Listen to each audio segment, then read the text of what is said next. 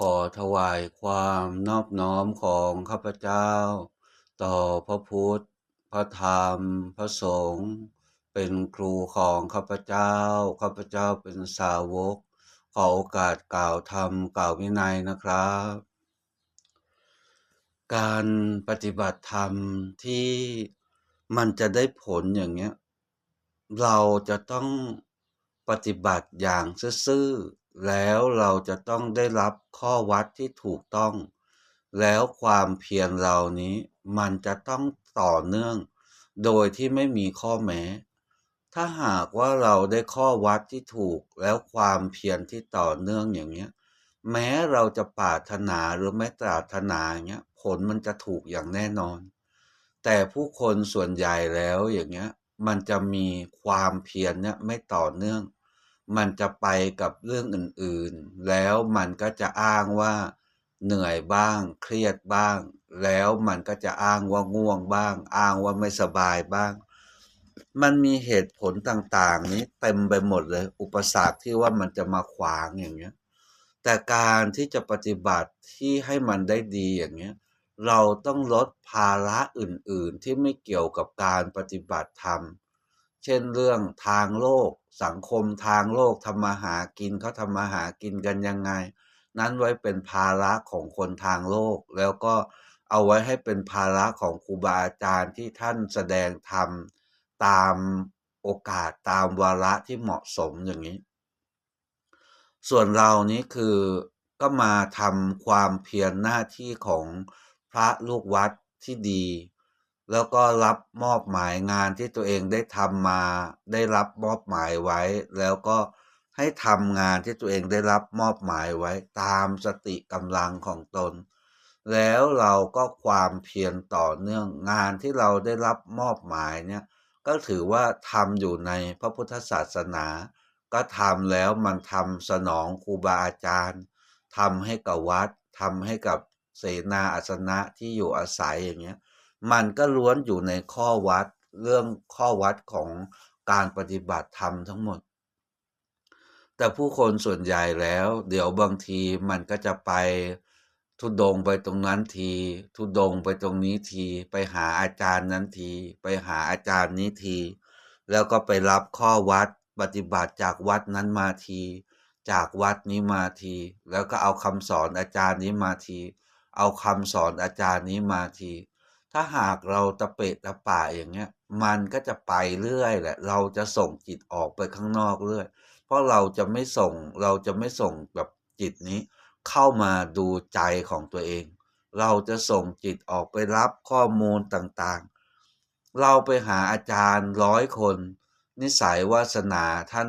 ร้อยแบบท่านก็ถ่ายทอดร้อยอย่างแล้วถ้าหากว่าเราเจออาจารย์ที่ถึงมรรคถึงผลก็ถือว่าดีหน่อยท่านก็ได้บอกอยู่ในเส้นทางไม่เข้าป่าเข้าดง แต่ถ้าเราไปเจอครูบาอาจารย์ที่ท่านคิดเอาเองอย่างเงี้ยท่านก็บอกเราเข้าป่าเข้าดงไปเรื่อยแล้วบางทีดันไปตรงจริตเราแล้วเราก็ไปเชื่อแล้วเราก็ไปรับข้อมูลที่ไม่ถูกเข้ามาแล้วเราก็เอามาปฏิบัติ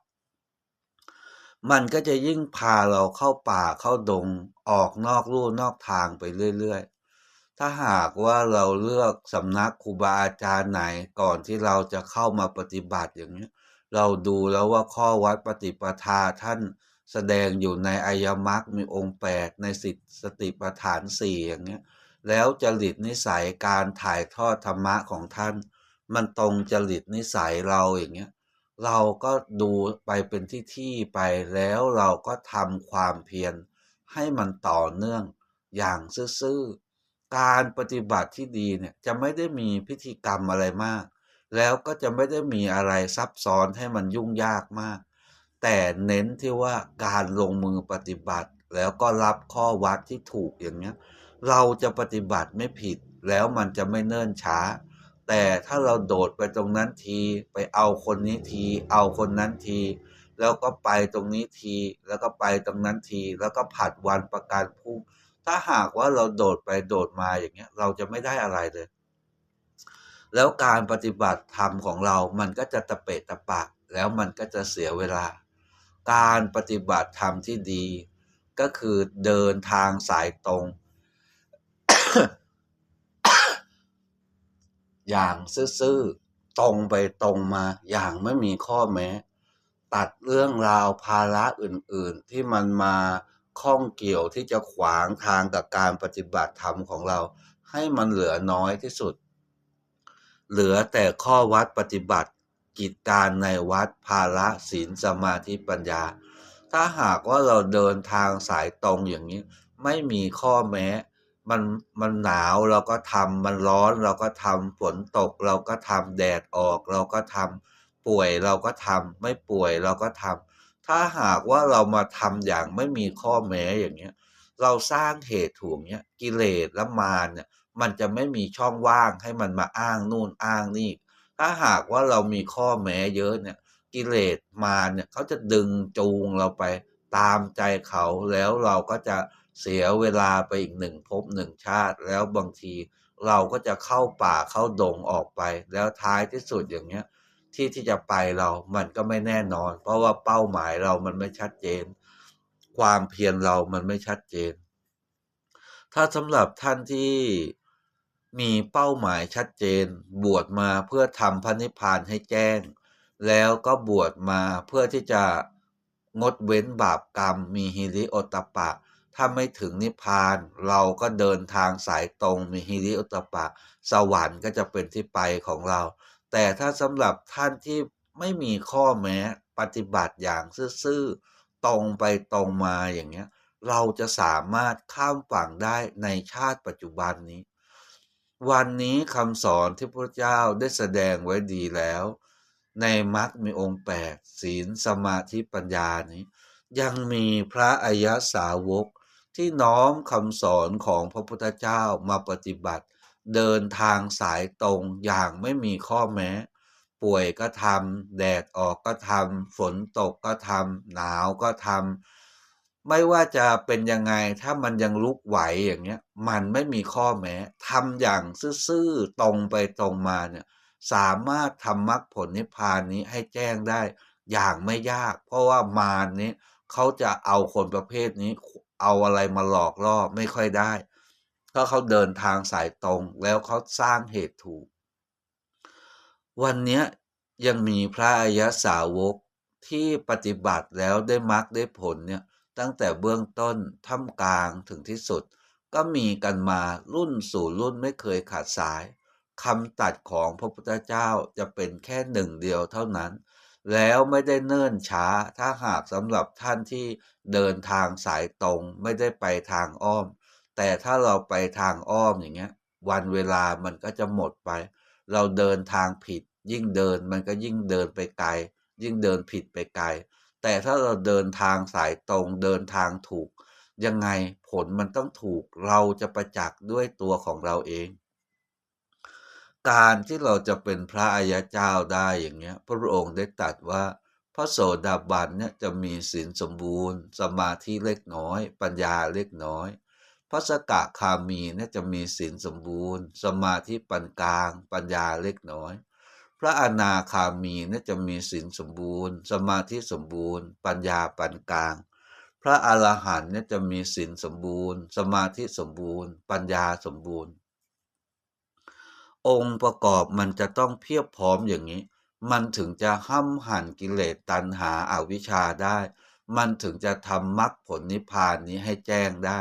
ถ้าหากองค์ประกอบมันไม่เพียบพร้อมเนี่ยมันไม่สามารถละอุปทานได้มันไม่สามารถละอวิชชาได้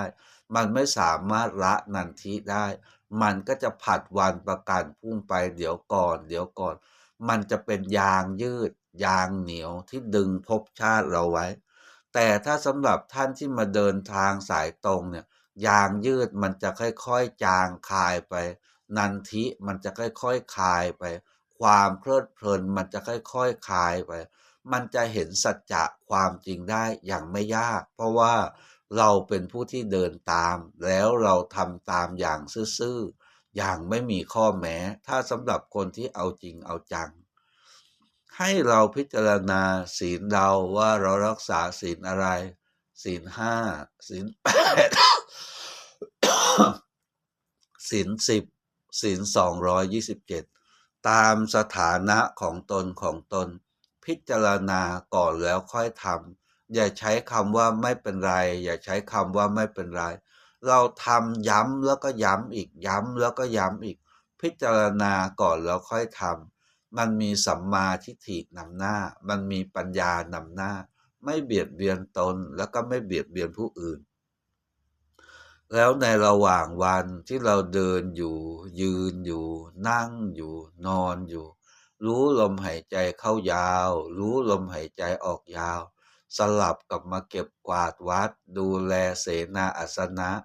ทำงานที่ตัวเองได้มอบหมายไว้ตามหน้าที่ของตน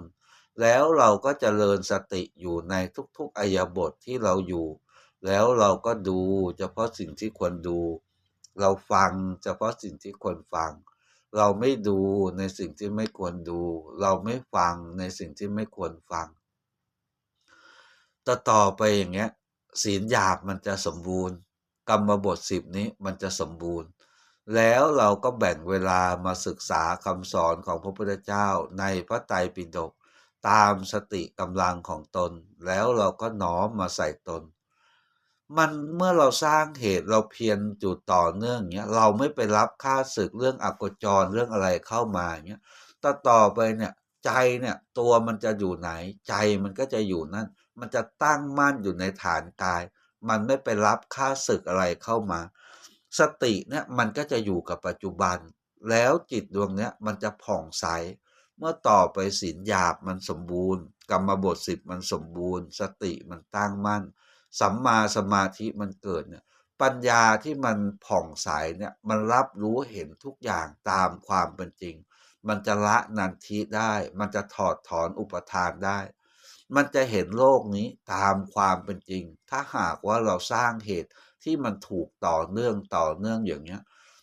เราจะปรารถนาหรือไม่ปรารถนาอย่างเงี้ย